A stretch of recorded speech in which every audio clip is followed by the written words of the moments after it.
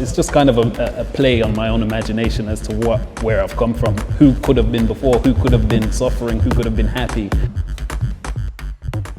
My name is Michael Clarke. I'm from Birmingham, raised in Birmingham, Southampton, London. I'm a designer and artist. Growing up in my household, I was surrounded by creativity. My dad's an artist, my mum's a seamstress. I was raised like probably painting since I was 3 years old, watching him doing it, copying him. I get inspiration from everywhere really. It's not really necessarily one thing. I can hear a song one day and I think, oh, that's an idea, like this Chocolate Jesus idea. There's a song by Tom Waits. I like the sound of it. I thought it's kind of funny. I can make a little painting out of that. Not necessarily a lot of deep thought into it, just make something and move on. Other times I could be watching an animation or a movie, see something in public, I'm walking down the street, I'll just see something that kind of triggers an idea and then I go from there. Because I was always watching my dad paint from a young age, I always sort of knew how, it's just I got better at it. He was also a sign painter, so he would do billboards and advertising, old-fashioned hand-painted signs, and then I would see him taking pride in doing these things. And it influenced me to go into design in that way as well, and over time it happened. I don't think it's like technically. Then I went to college as well, did some life drawing, did some just experimenting, sculpture, everything like just combined into what I do now.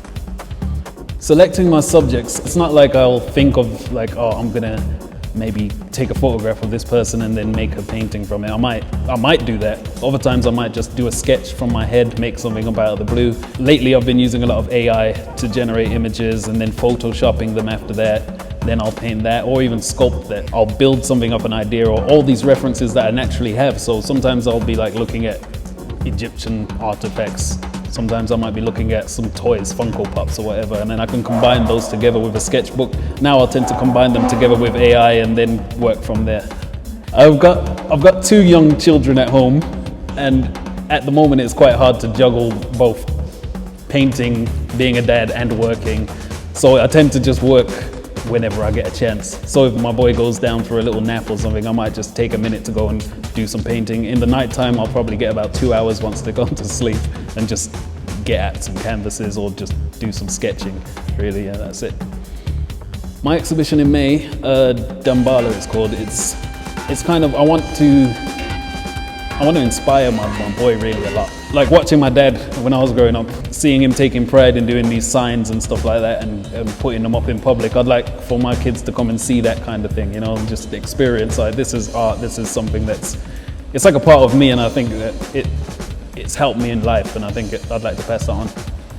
For this exhibition, I'm not really testing out new ideas, it's more exploring one idea. So as opposed to where before I was jumping around doing like a bit of this, a bit of that, so I'll be doing a stop and search painting or a chocolate Jesus or just an African goddess or whatever like that. This time it's more focused on the colonial history, so I'm thinking of my own heritage and where I've come from and what people might have looked at, because a lot of like Caribbean people, they don't know what's back beyond 2 or 3 generations. So it's just kind of a play on my own imagination as to where I've come from, who could have been before, who could have been suffering, who could have been happy, these kind of things. In the future, I think I'd like to spend a lot more time developing this very same avenue actually, because I think it's interesting, and it kind of, the idea of heritage and the idea of creating something that people haven't seen but maybe have imagined themselves. So I think in the future I'll probably go a little bit more down that avenue. At the same time, I've been experimenting with different forms of sculpture, and that's it. Yeah? Is that it? Is that all the questions? Was that rambly? No. Yeah?